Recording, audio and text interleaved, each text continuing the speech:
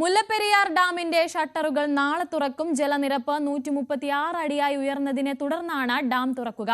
സെക്കൻഡിൽ 1000 ഘനയടി വെള്ളമാകും പുറത്തേക്ക് ഒഴുക്കുക.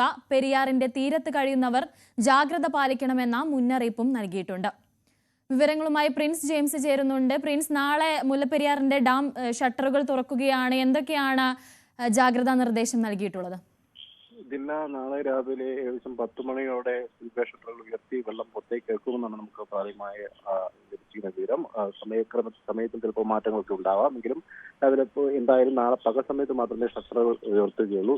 എത്രമാത്രം ഷട്ടറുകൾ ഉയർത്തുന്നതിനെ സംബന്ധിച്ചും വ്യക്തത നാളെ രാവിലത്തെ വ്യക്തത കൈവരിക്കത്തുള്ളൂ. എന്തായാലും നിലവിൽ 1000 ക്യൂസെക്സോളം വെള്ളം ആയിരിക്കും പുറത്തേക്ക് ഒഴുകുക. നിലവിൽ 136 അടിയിലേക്ക് മുല്ലപ്പെരിയാറിലെ ജലനിരപ്പ് എത്തിക്കഴിഞ്ഞു. അതായത് നിലവിലെ റൂൾ കർവ് പ്രകാരം 136 അടി വെള്ളമാണ് അണക്കെട്ടിൽ സംഭരിക്കാനാവുന്നത്. പരമാവധി സംഭരണശേഷി അല്ലെങ്കിൽ അനുവദനീയ സംഭരണശേഷി 142 അടിയാണെങ്കിലും നിലവിൽ 136 അടി വരെ മാത്രമേ സംഭരിക്കാൻ സാധിക്കുകയുള്ളൂ. അതിനനുപാതികമായി വെള്ളം നിലവിലുണ്ട്.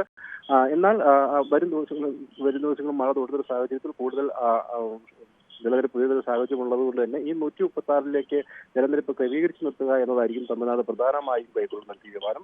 നിലവിൽ 2117 ഘനയടി വെള്ളം സെക്കൻഡിൽ തമിഴ്നാട് ടണൽ മാർഗം കൊണ്ടുപോകുന്നുണ്ട്. എന്നാൽ അതിലധികമായി 3867 ക്യൂസെക്സോളം വെള്ളം ഓരോ സെക്കൻഡിലും അണക്കെട്ടിലേക്ക് ഒഴുകിയെത്തുന്ന ഒരു സാഹചര്യം കൂടിയുണ്ട്. അതായത് തമിഴ്നാട് ടണൽ മാർഗം കൊണ്ടുപോകുന്നതിനേക്കാൾ ഏകദേശം 1750 ക്യൂസെക്സോളം വെള്ളം കൂടുതലായി അണക്കെട്ടിലേക്ക് ഒഴുകിയെത്തുന്ന ഒരു സാഹചര്യമുണ്ട്. അതുകൊണ്ട് തന്നെ സ്പിൽവേയിലൂടെ കൂടുതൽ വെള്ളം പെരിയാറിലേക്ക് ഒഴുകി ഇത് ക്രമീകരിച്ചു നിർത്തേണ്ട ഒരു ആവശ്യകതയുണ്ട്. എന്തായാലും വലിയ തോതിൽ വെള്ളം പുറത്തേക്ക് ഒഴുക്കില്ല എന്നാണ് നമുക്ക് അനുമാനിക്കാൻ സാധിക്കുന്നത്. കാരണം നിലവിലെ റൂൾ കർവ് പ്രകാരമുള്ള 136 അടിയിൽ നിലനിർത്തി കൊണ്ടുപോകാനായിരിക്കും തമിഴ്നാട് ശ്രമിക്കുന്നത്. അതുകൊണ്ട് തന്നെ കൂടുതൽ വെള്ളം ഒഴുക്കാതെ ടണൽ മാർഗം കൊണ്ടുപോകുന്നതും അതിനോട് ആനുപാതികമായി നിലവിൽ നാളെയുള്ള ഒരു അണക്കെട്ടിലേക്കുള്ള ഒഴുക്കും എന്നിവയോട് ആനുപാതികമായിരിക്കും കൊണ്ടുപോകുന്നത്. കാരണം കഴിഞ്ഞ ദിവസങ്ങളെ അപേക്ഷിച്ച് നിലവിൽ അല്പമൊക്കെ മഴ കുറഞ്ഞിട്ടുണ്ട്.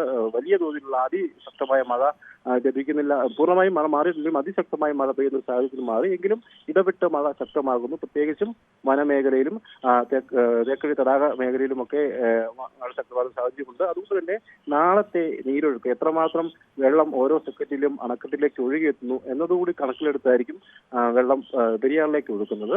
അതായത് തമിഴ്നാട് ടണൽമാർഗം കൊണ്ടുപോകുന്നത് കൂടാതെ അധികമായി എത്തുന്ന വെള്ളം ക്രമാനുഗതമായി പെരിയാറിലേക്ക് ഒഴുകുന്ന ഒരു സാഹചര്യമായിരിക്കും ഉണ്ടാകുന്നത്.